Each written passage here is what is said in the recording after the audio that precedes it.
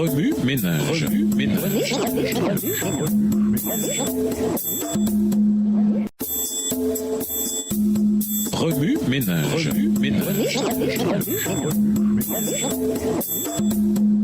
Bienvenue dans votre émission Remue ménage. Voilà le son de dimanche. L'Apocalypse, une révélation de Jésus. L'Apocalypse ou le point culminant. Lisons Apocalypse 1, les versets 1 à 3 et le verset 7. Apocalypse 1, les versets 1 à 3 et le verset 7.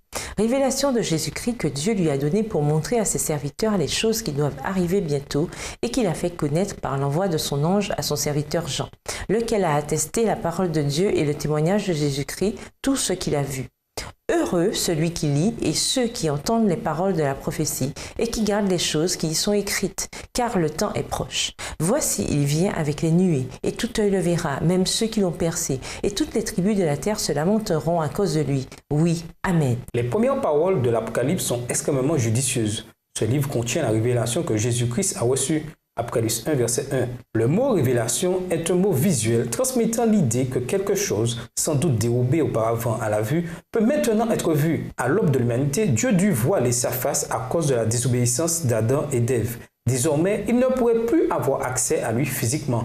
Genèse 3, les versets 22 à 24. Plus tard, il dit à Moïse en termes on ne peut plus clairs. Tu ne pourras pas me contempler de face, car aucun être humain ne peut me voir de face et rester en vie. Exode 33, verset 20.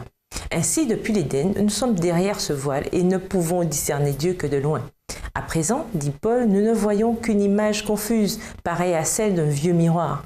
Mais alors, nous verrons face à face. 1 Corinthiens 13, verset 12. Chose paradoxale, les Écritures enseignent aussi que le salut et l'ultime réconciliation avec Dieu implique de voir Dieu à un certain niveau. Le prophète Isaïe cite cette parole de Dieu. « Tournez-vous vers moi et vous serez sauvés. » Isaïe 45, verset 22. L'unique moyen d'être sauvé est de nous tourner vers Dieu. Comment est-ce possible, puisque nous ne pouvons voir Dieu et rester en vie? La réponse enchâssée dans l'histoire et dans les pages des Écritures depuis la Genèse jusqu'à l'Apocalypse est que Dieu s'est révélé à nous petit à petit. Pour nous permettre de mieux le voir, il s'est progressivement révélé par la plume des prophètes et par les symboles du système sacrificiel. Nous le voyons de mieux en mieux.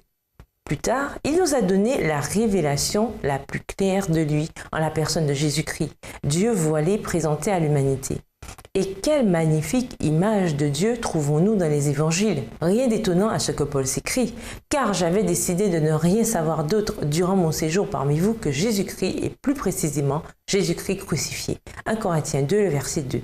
Le point culminant de l'auto-révélation de Dieu par Jésus se trouve dans l'Apocalypse, le dernier livre des Écritures. C'est comme si Dieu, s'appuyant sur la révélation cumulative de lui-même et du salut au fil des siècles, ouvrait par Jean la porte toute grande, comme s'il retirait virtuellement le voile pour révéler Jésus dans toute sa gloire.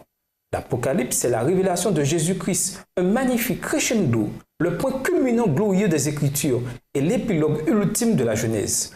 Outre la possibilité de voir Dieu clairement à travers les yeux de la compréhension et de la croyance, les êtres humains verront Dieu physiquement une fois encore, sans voile entre eux et lui. Tous le verront. Apocalypse 1, verset 7. Jésus est révélé par des images. Lisons Apocalypse 1, les versets 4 à 8 et le verset 18. Apocalypse 1, les versets 4 à 8 et le verset 18. Jean aux 7 églises qui sont en Asie. Que la grâce et la paix vous soient données de la part de celui qui est, qui était et qui vient, et de la part des sept esprits qui sont devant son trône, et de la part de Jésus-Christ, le témoin fidèle, le premier-né des morts et le prince des rois de la terre, à celui qui nous aime, qui nous a délivrés de nos péchés par son sang, et qui a fait de nous un royaume, des sacrificateurs pour Dieu son Père. À lui soit la gloire et la puissance au siècle des siècles. Amen. Voici, il vient avec les nuées, et tout œil le verra, même ceux qui l'ont percé, et toutes les tribus de la terre se lamenteront à cause de lui. Oui, Amen. Je suis l'alpha et l'oméga, dit le Seigneur Dieu, celui qui est, qui était et qui vient, le Tout-Puissant. Verset 18. Je suis le premier, le dernier, le vivant. J'étais mort, et voici, je suis vivant. Au siècle des siècles, je tiens les clés de la mort et du séjour des morts. Dans l'Apocalypse, la première image que nous rencontrons du Christ révèle qu'il est, en réalité, le Dieu éternel et tout-puissant, le même Dieu dont nous nous sommes éloignés dans la Genèse. Cependant, il y a une différence. Aussi incroyable que cela puisse paraître, nous sommes assurés que celui qui était mort est vivant, à tout jamais, et qu'il a le pouvoir légitime sur la mort et le séjour des morts. Ceci nous ramène à la centralité de la croix, au pont du salut puissant reliant la Genèse à l'Apocalypse et Dieu à l'homme. Dans les évangiles, nous avons perçu clairement l'humanité de Jésus à travers sa divinité. Ici, nous percevons sa divinité tout en nous faisant rappeler son humanité permanente. Jésus est souverain. Dieu s'est sacrifié lui-même en faveur de ses créatures. C'est là l'élément central de son gouvernement. Ce sacrifice, motivé par un amour infiniment profond, exposé de façon cosmique, gagne finalement soit l'adoration, soit l'hommage de tout être doué d'intelligence. Philippiens 2, les versets 8 à 11. Oui, Dieu a la puissance d'un lion, pour ainsi dire, mais le cœur d'un agneau. Tandis que nous sondons les passages eschatologiques de l'Apocalypse, qu'il est rassurant de savoir qui est vraiment Dieu, de connaître son caractère et la nature de son gouvernement. Oui, l'Apocalypse, la révélation, nous présente des bêtes, mais le cœur de l'Apocalypse, c'est Jésus. Jésus révélé par des symboles. Lisons Apocalypse 11, verset 19. Apocalypse 11, verset 19. « Et le temple de Dieu dans le ciel fut ouvert, et l'arche de son alliance apparut dans son temple. Et il y eut des éclairs, des voix, des tonnerres, un tremblement de terre et une forte grêle. » Le livre de l'Apocalypse foisonne non seulement d'images, mais aussi de symboles. Rien n'est aussi clair que le symbolisme et le langage du sanctuaire. En fait, la raison du sanctuaire se retrouve de la première à la dernière page de ce livre. Le chapitre 11 nous donne une description de l'arche de l'Alliance qui se trouve dans un lieu très saint du temple céleste. Hébreux 8, les versets 1, 2 et 5, Hébreux 9, les versets 2 à 5. En fait, en lisant l'Apocalypse, nous découvrons le mobilier des deux pièces du sanctuaire. Apocalypse 1, verset 20, Apocalypse 8, verset 3 et Apocalypse 11, verset 1. Maintenant, avec le Christ, ce qui pouvait être difficile à discerner est glorieusement clair. Le temple céleste est maintenant ouvert et nous voyons en réalité le mobilier du sanctuaire utilisé dans le contexte du ministère de Jésus. La focalisation sur le Christ révélé. Lisons Apocalypse 3, verset 21. Apocalypse 3, verset 21. « Celui qui vaincra, je le ferai asseoir avec moi sur mon trône, comme moi j'ai vaincu et me suis assis avec mon Père sur son trône. » Le dernier livre de la Bible révèle clairement Jésus.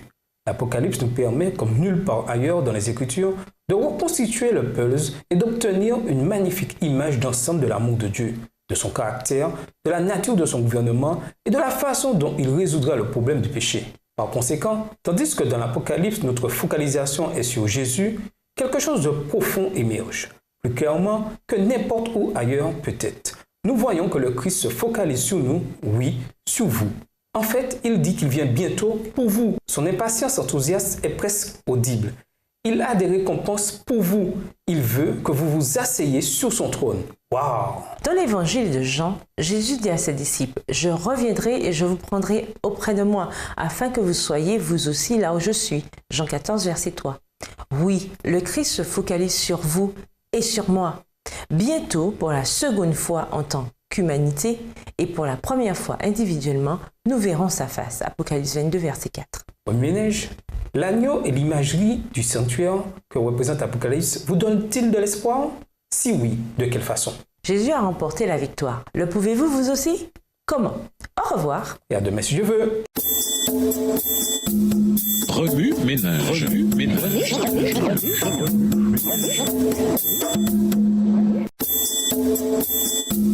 Remue ménage. Remue ménage.